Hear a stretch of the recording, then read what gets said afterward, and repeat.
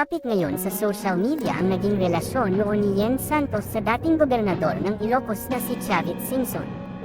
Nagsimulang pag-usapan ito sa isang blind item ng isang sikat na entertainment news site na meron isang aktres na niregaluhan ng dating gobernador at itong aktres na ito ay matagal na umanong walang proyekto sa showbiz.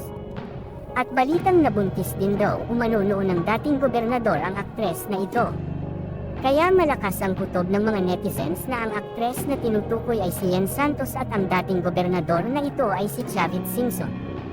Kilala din kasi si Chavit na isang matagumpay na negosyante at bukod dito kilala din siya sa pagiging chick boy nito at karamihan na nagiging babae nito ay talaga naman mas bata kaysa sa kanya. Kaya muling pumutok ang isyo na totoong nabuntis noon ni Chavit si Yen at meron silang anak.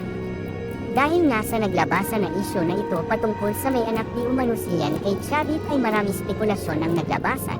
Isa din daw itong tinuturong dahilan sa hiwalayan Yen Santos at Paulo Contis.